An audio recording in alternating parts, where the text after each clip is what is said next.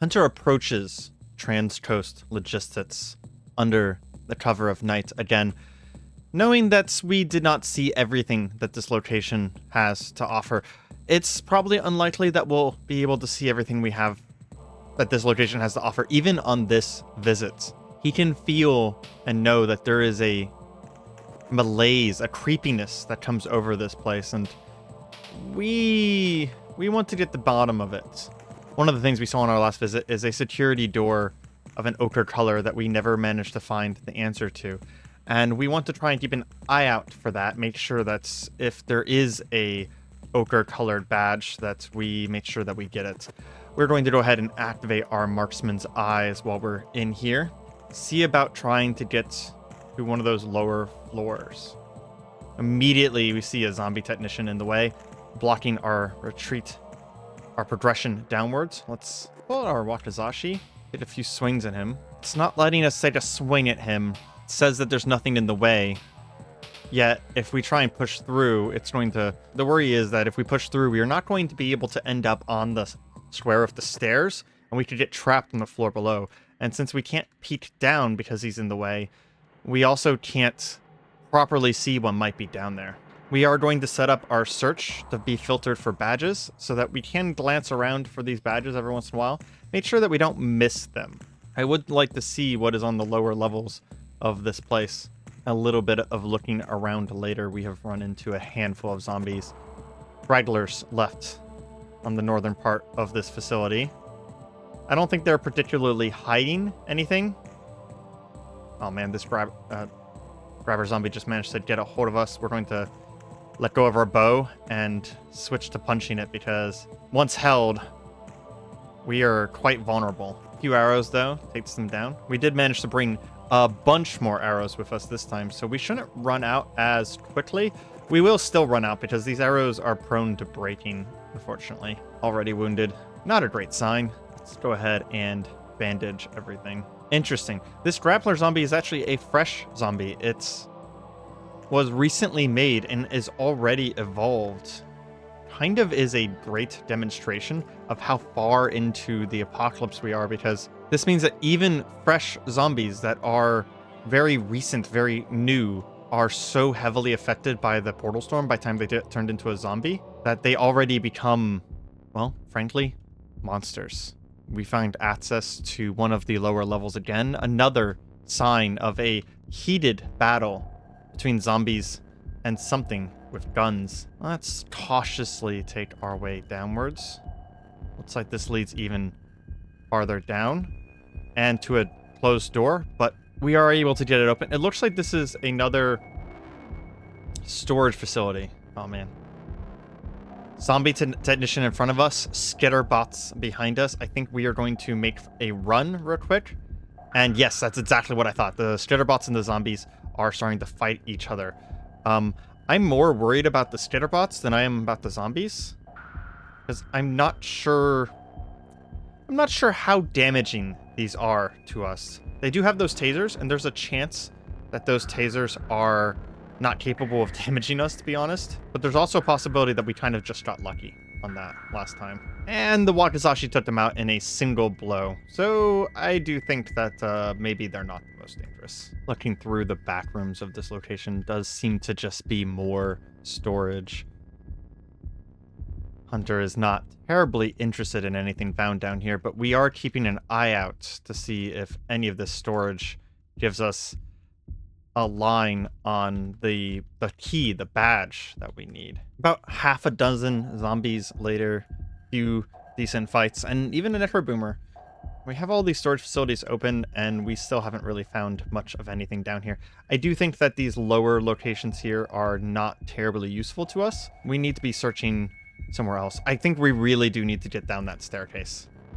We've kind of exhausted our other options here, and Hunter knows that the malaise, the malady that this place represents comes from below, and we are struggling to get farther down, but I do think that that main staircase is the answer. So I think what we're going to do is we are going to put the bow away for a moment, and we are going to cast Feral Form so that we are ready to fight. It does unfortunately mean that I didn't think about this combination. We did lose our Ring of Strength, unfortunately. So it did move our strength around a little bit by gaining strength and then immediately losing strength. Not the best situation. We will keep our bow out because we can pull our Wakizashi out really, really fast. Oh, and as I step down, it seems like the noise that we've made has drawn away the zombies from this entrance here, and the zombie technician is no longer there. Looks like they are right over here, though, as Hunter steps down to the bottom level, standing on this clean lab linoleum tile and sees monsters outside. A shocker zombie, technician, and a basic, and we can hear the sounds of more. I want to get an eye on how many there are. So we are going to cast Premonition? Yeah. So there's 2 down the hallway beyond this door, right there. There's several more over there. And if we step up against the wall, easily maybe a half dozen. Okay. We'll go ahead and get rid of Premonition. We don't want to blow all of our stamina. And that door is open. I just noticed. Shit. We managed to get one zombie off on, or one attack off on the zombie technician. And the bestial stalker is right behind. I don't know if you guys noticed, but we do have a few new tiles to some new things. Basically, my game broke and I had to remake it. And during that process, some of the tiles got updated. So that's both a good thing and a bad thing. Let's see. We're actually going to use the period button to slowly aim instead of using one of the presets that we normally use to try and get as much good aim on this shocker zombie before it gets to us. I really don't want to waste another shot on it because it will bleed out at this point, but I don't think we actually have a choice. We'll take one more shot, take it down. There is a bit of a circle here. So what I'm hoping to do is there's that shocker brute from before, and there's the bestial stalker. Okay. What we want to do is we want to try and get around one of these. So we're actually going to use shocking dash. Oh no, and we lost our concentration. That is so bad.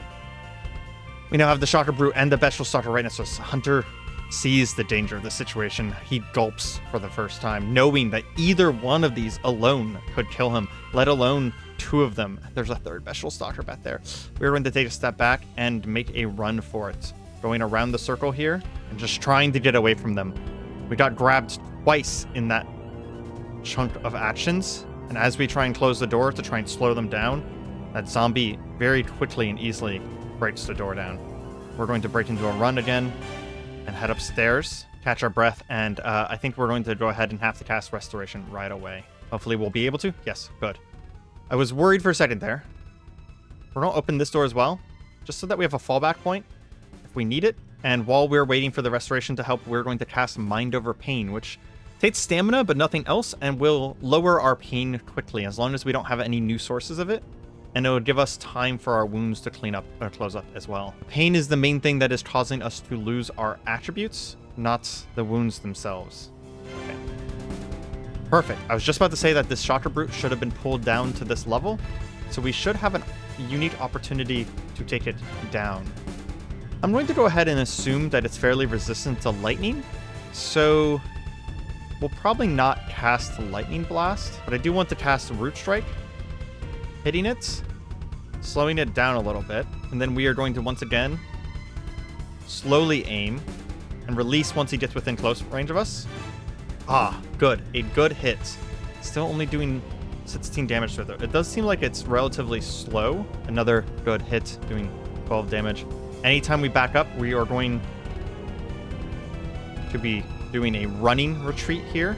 We'll back up towards the door so that we have some space. Another good hit. It is not bleeding. Oh, it has some pretty durable hide, it seems like. So we have 2 options here. We could back out to the kennel here. We might be able to get through one of these doors and kind of loop around, or we back up the stairs. Hunter is confident that we can take down this prey. We are going to back up a few spaces, heading towards the kennels, with the goal of trying to get as good of a shot as possible on it. Yes, 19 damage. Very good. And then we will back into one of those kennels themselves, effectively trapping ourselves, but hopefully it will mean that we can lure it inside and move around the other side. Exactly like that. Giving us time to sneak past it. That was We were right next to it for a scary amount of time there. I was worrying. I think it even took a swing at us. It did. Our stamina's still doing good. We can still continue this fight.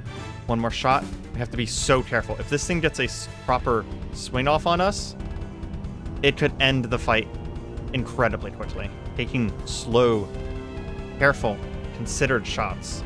Hunter is managing to whittle down this terrifying creature. If we didn't have space and we had to fight other zombies at the same time, this would be so incredibly dangerous. It shoots out lightning, and unfortunately the sparks seem to be distracting us. So we're actually just gonna let this arrow fire and take a run past it. Brute misses you twice. Oh, that is so scary. It is getting the opportunity to take some swings at us, and essentially, I mean, Hunter's just basically lucky at this point. Even our good shots, since we're not getting crits on this guy, even our good shots are only hitting him for 7 to 15 damage here. We're down to 15 arrows, but we will have enough to finish the job. With no room for error, we're finally out of arrows that were inside of our quiver. So we're actually going to back up, go to our quiver, and put one arrow in. Even the amount of time it takes one arrow from our backpack into our quiver, the brute was able to get up to us, swing at our arm, do a pulverizing amount of damage, and slam us against the chain link, knocking us to the floor. I think from the floor, without even getting up, we are going to cast Brute Strike. Twice. Finally taking it down. There was no room for error in there, and we did still make a mistake. It almost cost us our life. Hopefully not every single encounter is going to be that close. Let's go ahead and collect all of our arrows. It does seem like a ton of our arrows broke during that encounter. We do still have, I think, 20 arrows in our quiver. Yeah. We definitely need the stronger arrows that comes from having a forge, for sure. So if we get stuck again, I think what we'll end up doing is we will actually fully back out of this place and get a forge up and running before we try again, because we're running into enemies that do not fall to makeshift arrows. Back on the bottom floor, let's take a look around for that bestial stalker. Yeah, it looks like it's just to the north of us there. I think we are going to try and see how effective Lightning Blast is. It says that it's going to take just about 110 movement. And we do hit it and do full damage. I mean, it's only 10 damage at this point, but there was a chance that it did reduced damage. So that's something I really wanted to find out. We're going to take a moment to aim up and put an arrow in it and see if our arrows can do any damage whatsoever to it. It's not moving, so we'll put an arrow in it right now. Reflects off the hide. Yeah. How expensive is this spell? Lightning Blast is 55 mana. We just tried a few times and failed terribly at actually managing to get the spell off. And running upstairs, it caught us as we tried to make another one of those tight corners, slamming into us. And I honestly just think that we're not ready for this location, even on the slightest mistake. I mean, look at Hunter's health. He retreats to the top floor, panting, swearing under his breath in Druidic, and realizing that this location is just too strong for him, too dangerous for him. I imagine it is not something easy for Hunter to admit that he is not capable, of beating a location, but we've had to admit it before. We had to admit that taking down Valzane within the first month or so of being in this apocalypse was too much. So perhaps Trans-Coast Logistics is also too much. We do not know if this location is going to be more or less dangerous than Valzane and his army of Forge Masters and animatronics. But it would be a great sign if we were able to take down Trans-Coast Logistics to be able to fight Valzane next. For now, I think we're going to head home and find some smaller prey. Back home, Hunter enjoys a moment in the rain in his grove. We've made a few improvements on it. We have cleaned it up. and we put up a palisade gate at the front door. We have unfortunately also realized that we can't open the palisade gate. It is a large doorway consisting of long logs stapled together, best used as part of a longer wall, can act as a door if some type of pulley system were rigged on an adjacent palisade wall. So we actually unfortunately blocked off our front door, so we went ahead and moved our drawbridge to the back door. In the process of getting home, we also found another horse and have temporarily added some saddlebags to it. But I think that's the thing we're going to work on to get stronger is our gear. Our bow is not going to get stronger for a very, very long time, so it's more likely that we need to work on our arrows. In order to get better arrows, we do need to get that forge set up, and I would also like to inscribe this magic circle, which just requires candles. So I think we're going to head into the city. There's a good chance that we can learn a lot still from Newton, considering it is absolutely gigantic. However, we've also been there a lot, so I would kind of like to head into a new location. Mostly just because it would be fun to explore a new location, and Hunter getting his eyes on a new location will, I think it would give him a little bit of a refreshing view on the apocalypse itself.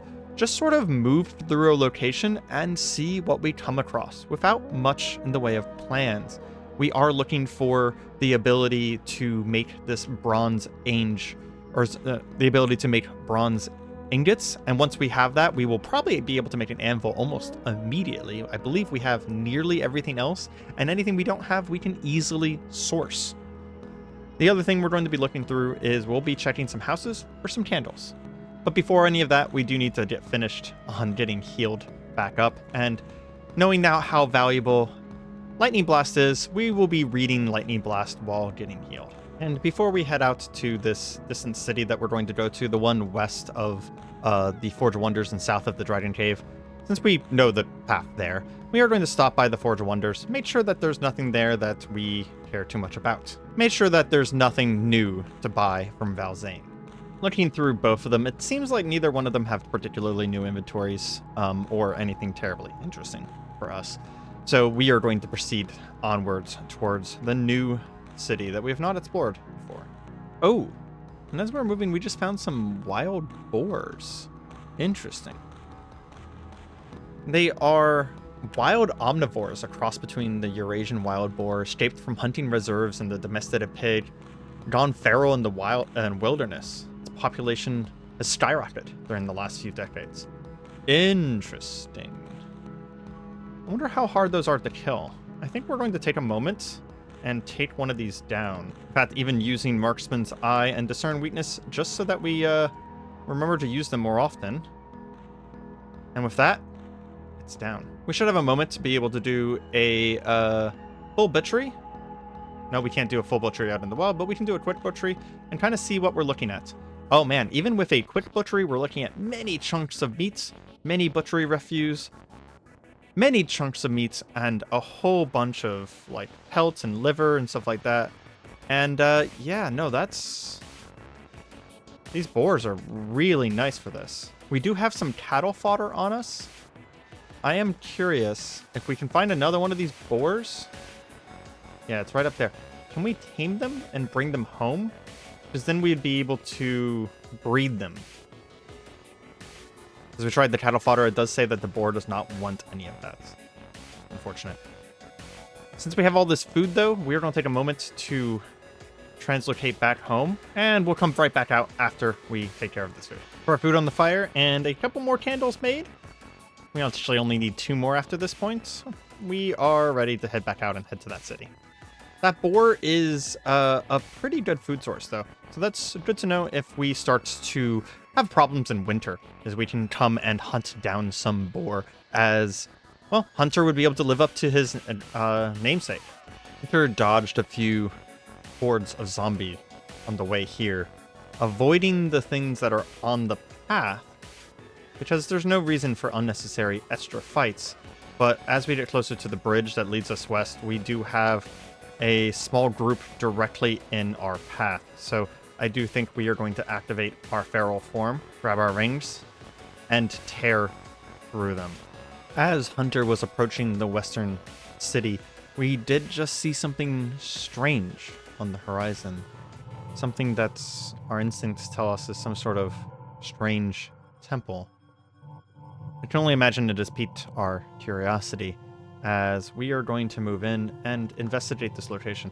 We've never seen anything quite like it. Appears to be some sort of metal grate, and a pedestal covered in ancient, unintelligible symbols. Pedestal engraved in eye-shaped diagrams and has a large semi-spherical indentation at the top. So it does seem like this pedestal could accept something, some sort of eye-shaped key in order to allow us down into the temple itself. It definitely seems like this metal grate is covering some sort of door. I'm going to pull out a crowbar and see if we can... No, we can't actually pull it open. Well, we would have to find the answer to this pedestal itself. We're going to go ahead and activate Premonition and see if we can see any enemies through the floor. Doesn't seem like it. Well, it seems like for now, we'll have to move on. We're going to head to the cave on the eastern side of town, because that'll be a good fallback point, and start moving into town itself. We're looking for craft shops, libraries, bookstores, and recycling centers, but that's very tertiary. After a quick glance through the cave, it's mostly empty. There is a area down here, but it leads to just a small room with some... Just leads to a small area with some herbivore dinosaurs, so nothing too terribly interesting. We are going to start heading into town, doing some exploration, finding out what all there is to find here. The only downfall we see that Hunter sees with a fresh town is a fresh amount of zombies. Keeping in mind that we are looking for candles as well, we will, until we find our 2 candles that we need, we will be checking the houses that we come across as well. Just kind of scanning through them quickly. Sometimes people have picked up a magic book or 2 as well, just dabbling. And in the distance we see our first major threat. We'll have to be careful. A zombie master. This zombie's features have tightened, its lips pulled back into an unnatural grin, revealing rows of blackened teeth beneath large, piercing eyes. It stands tall and its movements are fluid and tightly controlled. A feeling of danger permeates the surrounding air, and the light that falls on it somehow seems harsher and more glaring. Zombie masters are very dangerous. They will evolve things around them very, very quickly, and they themselves are no pushover. On top of that, we also are seeing slavering biters as well. So we are going to want to keep to the shadows of the houses as much as possible to avoid fighting some of the more evolved zombies that we're starting to see now. The city is, since it didn't get the same treatment by someone like Hunter in the early days, the city is going to be filled with a decent population of zombies that have, through the power of the portal storms and the curse of sorts that it lays upon people, become evolved over time and been given free reign to evolve as much as they want to. Speaking of, there's a shocker brute, thorny shambler, and a grappler zombie all in the same space. That's not really an ideal combination. I think we're going to, knowing we're immune, step through the sparks here and back out real quick. I think this is a good time to get our marksman's eye going and use discern weakness on this guy to make shots against him a little bit more effective. We can even back out into the forest to slow them down. Wow, we actually managed to hit the shocker zombie so hard that he was stunned. I've actually never seen that before. Hunter releasing an arrow so heavily that it actually, I assume, hit the zombie in the head and just stopped it in its place for just a moment. Soldier zombie in the distance. We have no reason to fight that. Let's proceed back into this wealthier looking house that we found, peeking down into the basement. Looks like we're initially clear. Just some relatively basic zombies down here. Any location that seems valuable to us to fall back to, I think Hunter is going to take the time to clear out. It is a new city after all. We don't know what sort of threats and dangers we're going to be fighting, so we must make every effort to proceed with caution. Oh, and as we were stepping in, we just found a book called The Treatise on Magical Elements. It will teach Dispel Magic and is probably worth a good amount. Yeah, 300. Heck yes, that is a great start to the day. Even as we've moved in only a tiny bit, we do see both a positive and a negative thing. Hunter spots off in the distance a horde of zombies, absolutely massive in scale. At least the aftermath. This might not actually represent the actual zombies itself, but more indications of movement. But in the center of that horde of zombies is a library. We'll have to be really careful about how we approach this, but we really want to get to that library. If it is in anywhere close to a good condition, it might be able to immediately solve the problem that we have and get us everything we need in order to get our bronze anvil going. We do see a Kevlar Hulk in the distance. That is a true monstrosity. I don't think we want to go that way. We're going to ignore the oncoming tough zombie, pick up our arrows from taking down a gargoyle and a basic, and start moving slightly west here. It would be foolish to simply run through the city, leaving behind zombies that are chasing us. So whenever we get the chance, we will take a moment to take out the ones that are behind us. But we are going to try and move from building to building here, trying to get into cover before taking too many fights. Despite taking cover, we did have to just break that door down for crowbar. Probably going to cause some attention. And indeed, it brought in a shriekling, who is going to cause even more attention, as I'm sure our location is fully known now. Hunter did manage to send an arrow whistling beyond the zombie blank into the shriekling behind it, taking down the shriekling in only a single blow. And I was right. We are seeing a small horde of zombies rush into this location because the shriekling essentially put a map marker for them on us. This western side of the street will also eventually lead down to our location. So we are going to break into a run and cross the street, keeping an eye on the distance as well, seeing what all we have. It looks like the vast majority of the horde is above and below us right now. There is one barrel in the window that we want to be in, so we're going to take a moment, take a couple shots at him, causing him to bleed, and then run past him, and ideally finish him off as they get stuck coming in through that window. We'll fall back into the darkness of the building here, take out both of the ferals. Very nice. Another feral. I don't think we're in the full dark now. Yeah, there we go. Very dark. Okay. As long as we stay in the dark, we should have the time to take down these creatures. I think we're going to cast Stranglethorns here to take them down very quickly, just to make sure that we're not getting ourselves in a dangerous situation here. We're clear for the moment. Let's restock. Hunter is able to stay calm in these situations, calmly loading arrows back into his quiver, crushing the heads of the ferals we take down, and taking even a moment to meditate in the shadows of this building, maintain his focus, his combat prowess. Brief glance downstairs does show that there's some zombies here. I think that it's going to be very important for us to have repeated fallback points that we know are safe. So we're going to clear out this basement as well. Oh, and as we're searching through, we just found a book on archery. I doubt that it's going to have anything new to tell us, but it's always nice to get a moment to read about some archery. Yeah, it does actually tell us a little bit on how to build some new items like a bow dampening kit, scope, stabilizer, etc. I imagine Hunter had a good moment reading about mortal archery and about what they consider important about the form. Although I also imagine that he disagrees with them on probably several of their points. Okay, let's check the kitchen real quick. Again, we do want to see if we can find some candles. In fact, we can probably add a candle to our list here to be able to find them quicker. It looks like otherwise this house is relatively clear. Go ahead and close some of the windows whenever possible, just making this place a little bit safer in the future. We'll put a note there.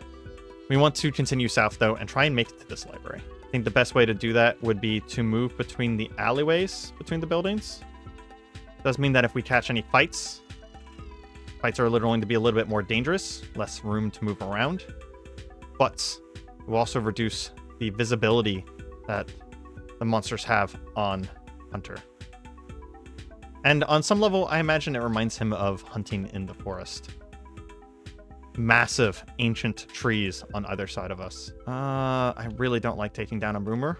think we're going to leave it alive and move through the nearby building instead. The problem with taking down a boomer is that they will make a lot of noise.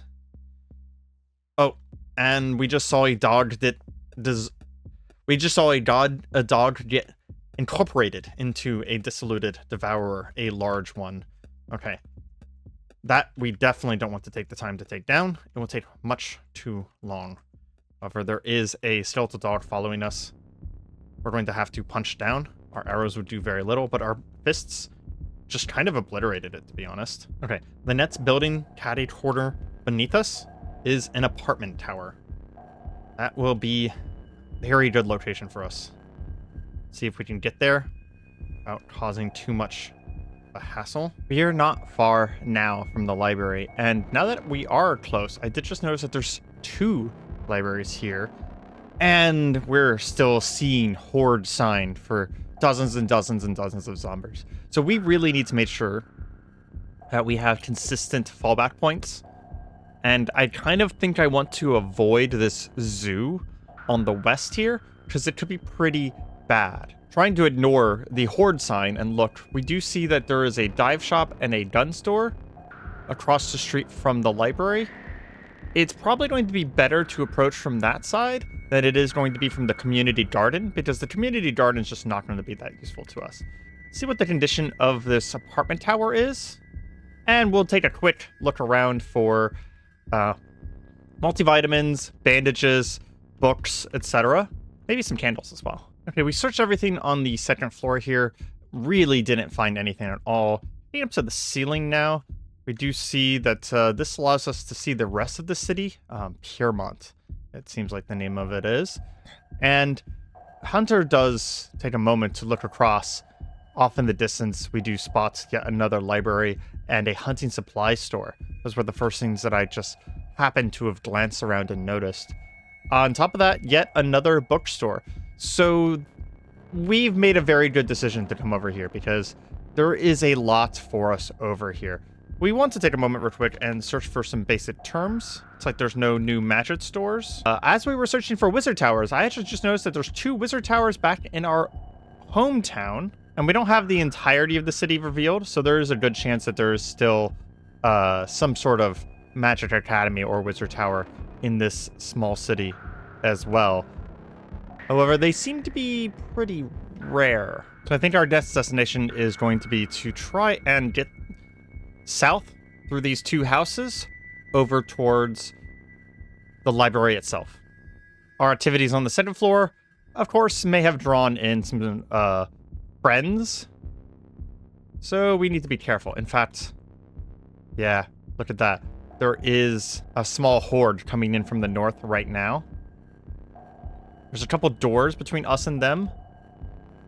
So I'd like to find a series of doors that aren't broken, if possible here, to get my way south. Risking some noise, bashing down this door. Hunter swipes a can of tomato soup from the counter as we move south. And back into darkness. Ooh, okay. So some zombie dogs, a Rottweiler. Only a few buildings now. Man, this trip has been difficult. I think we're going to move into a crouch here. Move up to this window and close it. Backing back into the building here as we are hearing a bunch of destruction around us. I do see Hunter stops in his tracks, seeing a bar guest coming into the window. It is already damaged. It's very likely that we would be able to take that thing down before it gets to us. In fact, we're going to take a shot at it, ignoring the much closer zombie. It moved out of a sight range. Shit. Okay, we are going to engage these in here, but we need to check what our escape path is going to be. It'll probably be through this door right here, because we could close the door and then go out either one of those windows. We'll take a couple swings at this guy right here. He grabbed us, so we need to back up. And I think we're going to cast Lightning Blast, pull out our bow, go into a run, jogging backwards just slightly, and aiming down on the Barghest as it gets closer to us. Taking the best shot we can. There we go. That could have gone badly. The Barghest might not be the most dangerous of creatures, but its bite is very, very lethal and would go straight through the vast majority of our defenses. Oh my god, that's amazing. In the midst of this heated battle inside of this small house, we really, really needed a win as Hunter released an arrow for a beautiful 86 crit against a completely fresh acidic zombie, taking it down in a single shot. With that, though, we did actually manage to clear out this small area here, clear out everything that hurt us fighting, and we did at least get 18 arrows back. So there's that.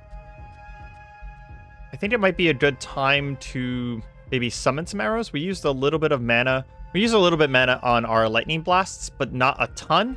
And it currently does 22 damage for only 55 mana. So I think as long as we keep a couple hundred mana left over, we should be fine. We're going to go ahead and tear down the curtains and pick up the stick, going back into the darkness and casting Harvest of the Hunter. We'll put as many of them into the quiver as we can. We actually do kind of like want to fire these whenever possible, because whenever you fire a summoned weapon, there's a small chance that it becomes permanent. And we'll climb over this fence. Oh, wow.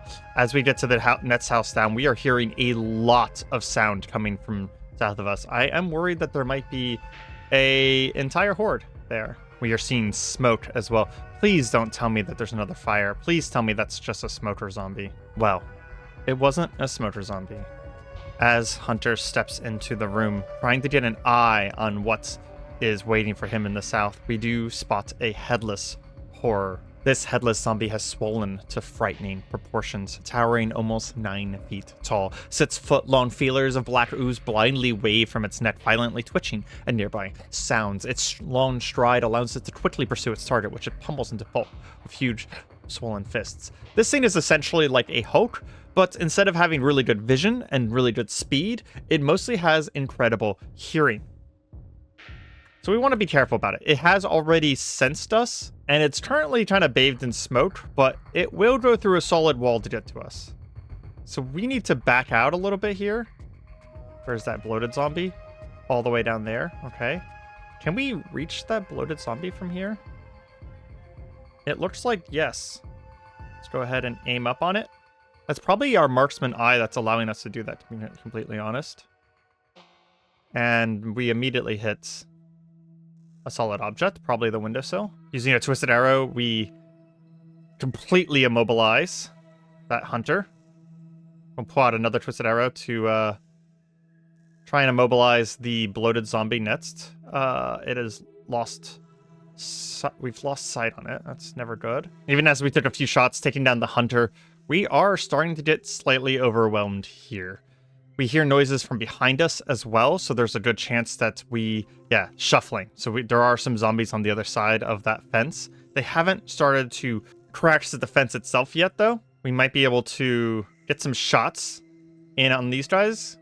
Going to use the twisted arrows first to try and immobilize them. Whenever they're close like this, we'll go ahead and use a lightning blast, taking down one, damaging the other two. Unfortunately, I don't have any more twisted arrows in a quiver. They're just in my bag, so we're going to have to switch back to normal arrows.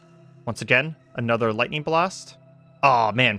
Unfortunately, we lost concentration on the lightning blast. That would have been a perfect one as well. We can get 3 right here, though. Man, what is our chances on this? We are failing it a lot. 42% failure chance. So, realistically, we should not be failing it this much. Come on, Hunter. You can do this. There we go. We do get the lightning blast off. This first one actually got downed by getting zapped, so we're going to put away our bow super fast, punch it, pull it back out, and fire another arrow immediately into the next one. Like some sort of Druid John Wick. Hunter drops his bow into his sling, drop kicks the zombie in the leg, knocking it aside, pulling their bow back out as it's still on the ground, and sending an arrow straight into its eye, flawlessly switching between fighting styles here. While this other zombie in the background has actually been pinned by one of our twisted wooden arrows this entire time. Well handled. Well handled, Hunter. Let's go ahead and make sure that we insert some arrows into our quiver here. Oh, that was a bad decision. As we walked up to this window, we saw the bloated zombie so close, so we took a shot at it. but forgot of the consequences of those actions as it exploded, absolutely destroying our strength with a very, very bad poison. This poison sapping our strength, dexterity, perception, and speed, also randomly damaging us. On top of the sound that just made, we're going to have to be careful for a moment here. Okay, after casting Mind Over Pain, the time that it takes to cast Mind Over Pain also let the poison wear off, and the pain reduction brought us back in. Because this will take a moment for that to go away, I think we're going to cast Air Bubble, which will put a protective bubble around us, making us, I think, immune to gas. I wanted to test this in a... Okay, yeah, we can move into the gas with no issue with the air bubble on us. This will give us unique opportunities to interact with some poisoned places later if we ever run across, like, one of the ruined towers, for example. And this air bubble will last, I believe we're sitting at 18 minutes. Very nice. Moving out into the street now. I'm trying to see where that headless went, but I'm not seeing it. I think we're going to make a dash, a careful dash for the dive shop to the south. Okay, Hunter takes note as we see a corpse of a giant wasp guard. That's both a good thing and a bad thing. We're going to come down here and smash the guard, but that does mean that there might be a wasp nest. Oh yeah, there's definitely a wasp nest nearby as we turn a corner and we see a desolation. The remainders of a war between the mutated bugs and the zombies. It looks like for the most part the zombies are losing this fight, but many bugs were taken down in the conquest here.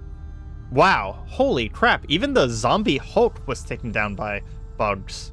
That's wild. How is a zombie Hulk taken down? There must be an absolutely crazy amount of giant wasps around here. I think that means that this dive shop is going to be 100% off limits for us.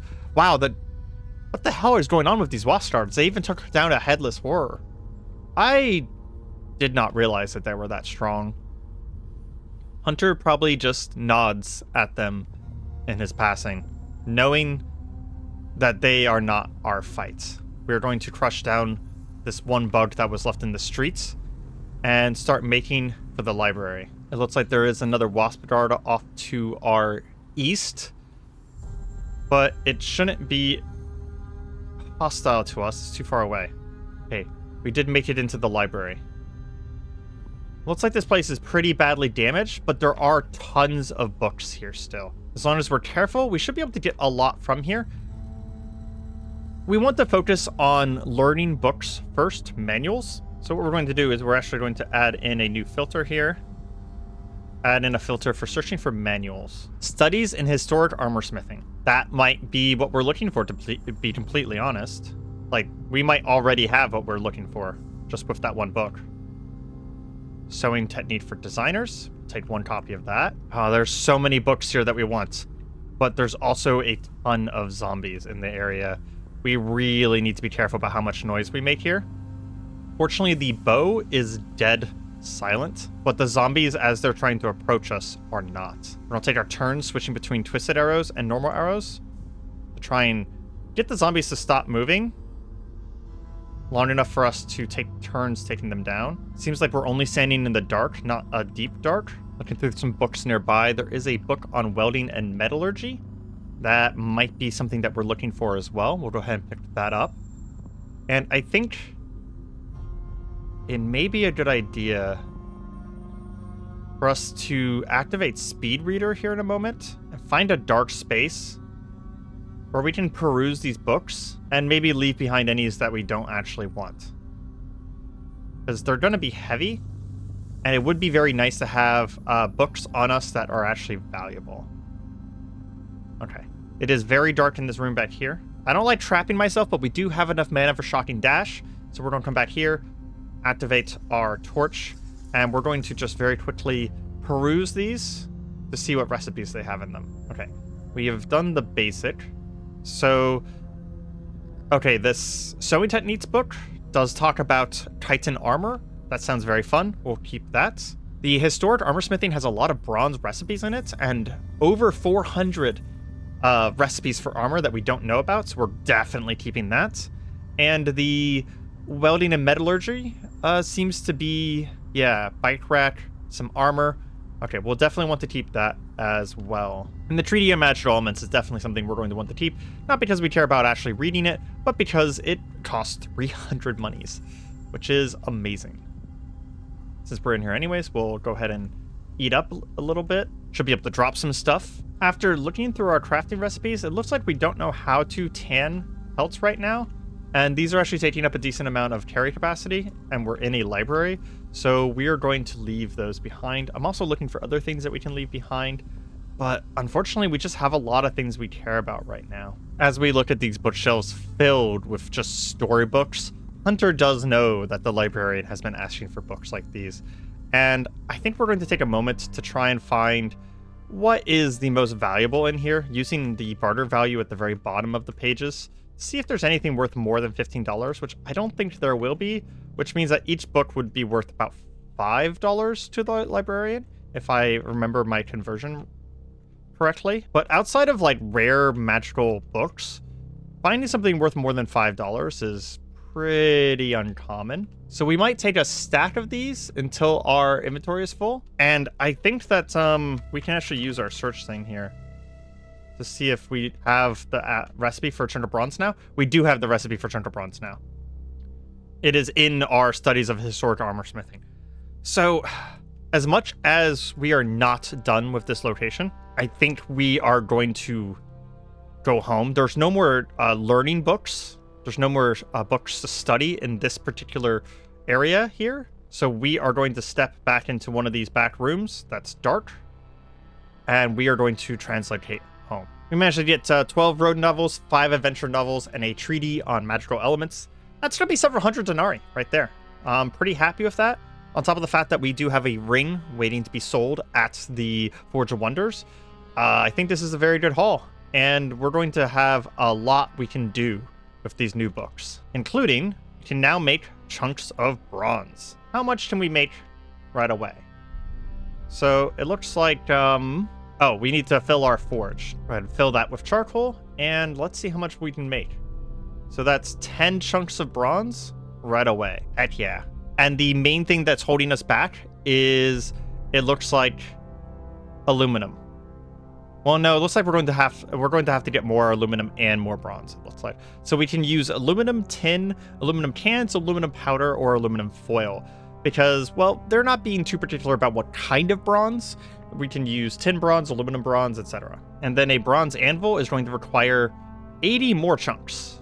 So we're about 1/9 of the way there, but realistically we're a lot closer than 1/9 of the way there, because this is kind of getting this recipe was kind of the hard part for me. Now that we have it, I know tons of locations that we can use to get bronze, to get copper, and to get aluminum. And we still have more aluminum, we just need more copper. From this point, we're going to want to just get a shit ton of copper. And one of the best ways I found to do this is to go to Recycling Center. We do still have one here in Newton, which we have cleared before, but it's probably still pretty good. And it looks like there are many of them, including there's one in Wynn, which we've not been to.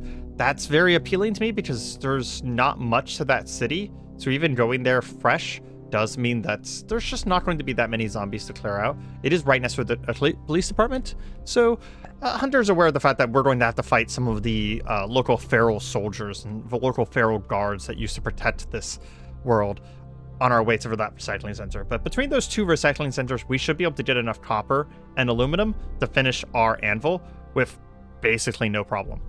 Back at the Forge of Wonders, there actually is a couple books in here in our new refreshed librarian that we're pretty interested in. Cloak of Fog sounds very fun as a escape spell. I'm not sure if we'll be buying it right away. However, we do have Sacrificial Regrowth. Oh wait, we have the Farm Wizard's Almanac, which will have Seed of Growth, Sacrificial Regrowth, Move Earth, and Turning of the Earth all in it, which are all very good spells to help us build our base. On top of that, I also want to pick up Smite. Smite might be one of the most overpowered spells in all of Magiclysm, but it's also just really fun. It is a touch range spell that does absolutely incredible amounts of damage, and if we get it up very, very high, it could be one of our major out sources of damage. I also want to pick up Spear of Brambles because it's fun. Okay, it looks like some of these books were worth a lot less than I thought they were going to be. The adventure novels, I picked the wrong thing there, and they were only worth 50 cents each, but the $15 books are actually worth $7 traded to her. So that's pretty good, to be honest. There is a book on illegal potion recipes. It would be pretty interesting to get into alchemy, but that book is so expensive. Oh, as we were reading through the possible books, I just saw something very interesting. On the back cover of the Basics of Caster Levels, without even reading the book, we did see some interesting things here. The book goes into detail about various ways to boost one's caster level above what would normally be achievable. Domination scrolls can be boosted by various items detailed inside, while harmony scrolls can be boosted by circumstances. Regardless, the book cautions that this boost cannot exceed basically our caster level, our highest caster level in that scroll, divided by 5. For animists, they did a boost if they stand in blood. More blood means a higher maximum boost. Stormsheepers did a boost while being outside during precipitation. And apparently, druids did a boost while standing on glass, ferns, bushes, and the like. And hunting a young tree gives the highest possible boost for druids. We're going to pick up one of the copies of these books as well. Read the Basics of Caster Levels. And it does look like the Basics of Caster Levels gave us the ability to create some extra items for boosting caster levels, but I think we already knew how to make most of these. Oh, we didn't. Once we have an anvil, having the animist's epitome might be a good idea, because it will boost our summoning, if we ever want to do that. And then we can always upgrade it to a life epitome eventually as well. I don't think there's anything new within the druid realm here. No. But it is good to know that we can boost our druid levels by standing in grass. So let me show you guys Smite and why I say that it's very powerful. So Smite does pure damage. Pure damage means that, as far as I'm aware, in Cataclysm, you reduce the enemy's HP. It ignores armor and a whole bunch of other factors, including damage resistance. And at max level of level 15, it does 200 pure damage for the cost of 200 mana. So it is a 1-to-1 damage multiplier. It remains range 1 the whole time, but it does get a cast cost of 40, so if we ever want to just blow like 600 mana into something, we can simply remove something. With a cast time of 40, we could probably cast this twice before most enemies in the game can attack us once, having an average move time of about 100. So Smite's going to be one that we're going to want to get to level 15, and it is difficulty 8, so it's going to be kind of hard to cast for a little while, but it's going to be so incredibly worth it. This is the single target spell that is going to be incredibly valuable, especially if we're doing some unarmed combat. Being able to work in a smite in the midst of our unarmed combat is going to be, it is just going to be incredible. Since she just had new stuff, let's check with Valzane as well. It's very likely that Valzane will also have a new inventory, which it looks like he does. Man, a greater wand of magic missile? That's actually very tempting. A greater wand of fireball would also be very tempting, but we've only been seeing lesser ones of fireball, which I don't think are worth the money. Oh, I didn't know this existed. There is a spell here called the Scroll of Nature's Trance. It is a druid spell that says that our connection to living things allow us to go to a magical trance. It's allow us to recover fatigue quickly in exchange for mana. Oh, sorry, I read that the other way around. So this allows us to spend mana to get stamina back? That's still useful, but for a second I thought it was saying that we could spend stamina to get mana back. We are probably still going to buy that though, because that's just really good. Being able to just very suddenly get a whole bunch of stamina back in a bad situation. I mean, there's just nothing wrong with that. That's an absolutely amazing utility spell. And I think one of the things that makes Magiclysm interesting and very useful is to have just a whole bunch of different utilities. So we'll go ahead and buy that as well. So we have 3 new spells and an almanac full of things that will allow us to build our base better. Cedar Growth allowing us to make plants grow faster, I believe. Nature's Commune finally being able to level that. Purification Seed finally being able to level that. Sacrificial Regrowth allows us to restore withered plants, and Move Earth allows us to make giant pits really easily, with the only problem being that the AoE gets large really fast, and we don't actually want the AoE to be that large, unfortunately. But Turning of the Earth also allows us to instantly prepare the ground for planting. So with all of these spells combined, we'll be able to work on our base very easily, to be honest, very easily. It does seem like even at level 0, we have a decent chance of casting smites. We do need a hostile target to cast it on, though. But we're going to start heading towards the city here, and we're going to try and get everything we need to get this bronze anvil going. And we just found some boar in the woods. Hunter immediately releasing a twisted arrow to bind the boar to the ground, and then we're going to go up and smite it, if possible. We instantly gained a level in smite by being able to pull it off and it just simply deals that damage. Incredible. And we'll finish off the boar. Can we pick up the boar? No, it's actually too heavy to pick up. It's unfortunate. So we will have to do a quick butchery out in the field. We made a quick stop back to drop the boar meat into our smoking rack, and with the tallow from the boar, we managed to make 3 more candles, which allows us to inscribe our magic circle. I want to inscribe it right in front of the forge so that we kind of have like a full crafting area going here. And I think it'll kind of just look very cool eventually with the anvil nearby as well eventually as well. It does seem like Nature's Trance we just cast for the first time doesn't actually restore stamina, which would make sense. It costs 2 minutes to cast. By the time 2 minutes pass, our stamina would have been back anyways. But instead, it actually recovers fatigue, which is interesting. I didn't expect that. I'm not sure how useful that's going to be. We're also going to be casting Seeded Earth for the first time, and we're standing on long grass, which, as per that book said, actually gave us a +2 to our caster level. I would love to get a young tree somewhere in here in order to be able to use the +3 caster level that we read from the book. But the Seeded Earth did summon a magical powder that can be scattered on growing crops to make them grow faster. So I guess we will go ahead and fertilize that with the Seeded Earth on the mature knotweed, and we can also fertilize the blueberries over there. Cool. So we basically can generate, we can turn mana into fertilizer, essentially. And it costs health instead of costing mana. So that's actually very good as well. The next one I want to learn real quick is Sacrificial Regrowth, and then we're going to go back to hunting down our anvil.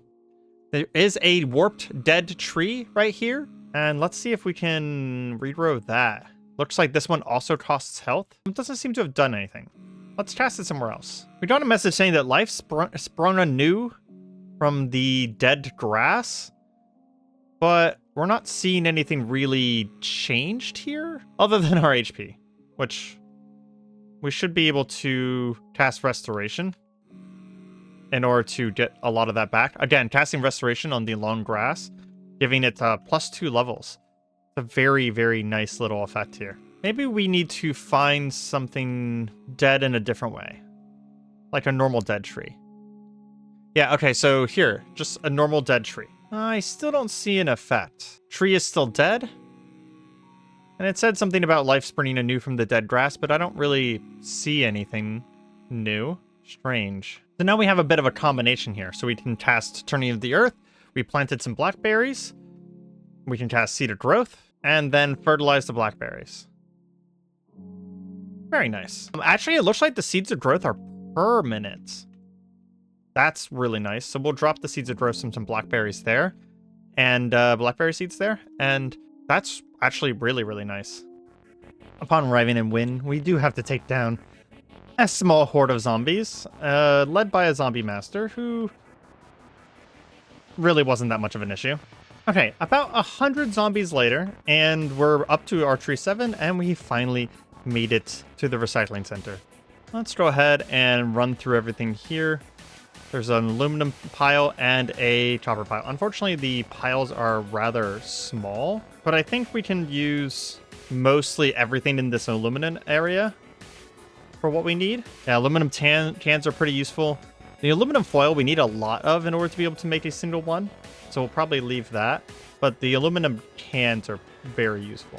We could clear out the area a little bit. We might actually be able to take the time to break apart this stuff as well. If I remember correctly, pots and tubing have a lot of copper in them. Yeah, there were a lot of zombies here. We're going to go ahead and back off to this shut-in building over here, head into the basement, and see about disassembling all this stuff real quick, but all we can at the very least, and see where we are on our copper. That puts us at 8 chunks of copper and then 11 copper as it is. We can't disassemble the copper pots here, but we might be able to disassemble them back home. It says that disassembly takes a metal sawing of 1 or more, and we do have that back home. I did just learn while we were going through here that we can actually go into some of these menus here and look at the disassembly thing here, and it says disassembly takes 10 minutes, requires hammering, metal sawing, and might yield aluminum and chunks of aluminum. So yeah, we actually can kind of get an idea of what we're going to be getting out of these things. This is about all we need for now, and we can easily, again, come back. So at this point, we're going to head out. After about a day of travel and killing zombies, we did come across the recycling center here in Newton, and it seems like some things have gotten here first. Hunter looks at the pile of junk ahead of him that is going to be required for us to make the anvil, and we are seeing quite a bit. We have a hulking horror and a headless horror in here, both of which are quite dangerous. It looks like the hulking horror and the headless horror have not seen us yet, so I think that we're actually going to back off a little bit, move up to this upper level here, and Hunter's going to use the advantage of height here to take out as many of these creatures as we can before approaching. Oh man, the hulking horror literally just took out the foundation beneath us. Yeah, look at that. It's literally just ripping through the building beneath Hunter. He feels the ground shudder beneath him, as both horrors are now beneath me. That's not the greatest of news. Should actually probably back up from that ledge. And we're out of arrows. We've sent them all out into the horde. Going to go ahead and use our parkour skills to use the tree here and lower ourselves from the ledge. And I think we will summon a nature's bow just to get some arrows. As bad as these arrows are, it is still a ranged option. And I think we'll use lightning blast on the hulking horror back there. Now that it's zapped. It is so damn fast. Seeing it cross the gap like that so quickly, honestly, Hunter makes a run for it. Turning around, trying to get another lightning blast off. We managed to blast a bolt of lightning into it, and I just realized we ran into a dead end. That's not good. We're just going to blow as much mana as we can, sending shocking blast after shocking blast into the hulking horror, hoping to God it goes down before it gets to us. Oh, okay. That was a little scary. The rest of these zombies really don't pose a threat to us now that the hulking horror is down. Let's see if we can get back to the other horror and take it down as well. We have enough mana that if we're forced to, we can use our mana, but frankly, we'd like to not. We're not actually hurting that pupating horror. Let's take out our bow. Or, sorry, our wakizashi. With our bow being dead silence, it does look like the hulking horror is not figuring out where the arrows are coming from. That's kind of incredible. Because it's relying 100% on hearing, and it's just confused. Okay, that's the majority of our problems clear. Let's get back to trying to actually find some copper here. It looks like we sort of got unlucky again, as Hunter's mostly only seen like small copper jewelry, and we weren't actually able to get much out of this one. We do have enough scrap aluminum and scrap tin to probably finish off the aluminum parts of this, and we were able to get 2 makeshift copper parts, which will get us some chunks for sure, but not really that much in the long run of things. Since we have translocate self, we are going to go for the next one farther in. We finally managed to get enough for our bronze anvil, and I normally didn't want to do a time jump because we actually did go around hitting all of the recycle centers in all the different cities, multiple different recycle centers. We actually ended up going to the recycle centers because Hunter realized that we could tear apart refrigerators and for the copper, and then we could tear apart the aluminum tubing that's outside of houses that leads to the roof. I don't know what that's called. The downspout thingy for the aluminum. And that made the process a lot faster than trying to get deep into the city for just maybe like 10, 12 copper. Because these humans, they keep refrigerators absolutely freaking everywhere. But that does mean that we can finally make our bronze anvil, which is a satisfying finish to this short story of an episode. With this, we're going to be able to unlock a new tier of tech, especially in arrows. And with that, we have a bronze anvil, which gives us the anvil quality we need to get pretty much everything that we need done. One of the first things I want to look at is arrows. Oh, the bronze anvil is only an anvil of 2? Oh, you know what? It's just not set up yet. So I think we're going to go ahead and pick this up, and we can go ahead and place it. Yeah, anvil quality 3. So now we have a forge, a nice little table, and a magic circle. We did go ahead and grab a workbench that we found in one of those areas as we were grabbing everything else. The workbench just speeds up crafting speed a tiny bit more. Now let's look at our arrows. What are we missing? So we need a pair of flat jaw tongs. To craft, we need a tool of hammering 3. I didn't know hammering 3 was even a thing, because normal hammers have... Oh, a normal hammer does have hammering of 3. That's funny that you need a hammering of 3 in order to make a hammering of 3. But we can make it out of a bronze hammer with some bronze, which fortunately we do have some left over. There we go. Now we have the tongs and everything else. So we are going to want to be collecting steel from now on. These wooden broadhead arrows, I think, are going to be one of our best options, it seems like. So it's going to be the bodkins and the broadheads. The bodkins will help us a little bit with armor pierce, and the broadheads just do a very large amount of damage. So we're going to go ahead and favorite both of those. We'll leave the wooden arrows favorited as well, just because they're very easy to make. Can we make some chunks of steel? Yeah, okay. So we actually can make our own chunks of steel using the clay crucible and some scrap metal. And then those chunks of steel will allow us to make broadhead arrows. It does make 10 at a time, so there we go. Ah, that's very satisfying to be able to put about 20 broadhead arrows in and carry about 12 more with us. Oh, with that, we are finally crafting some serious arms and armor here. We also could probably get into making a better weapon. Probably like a bronze spear, perhaps, or a steel spear.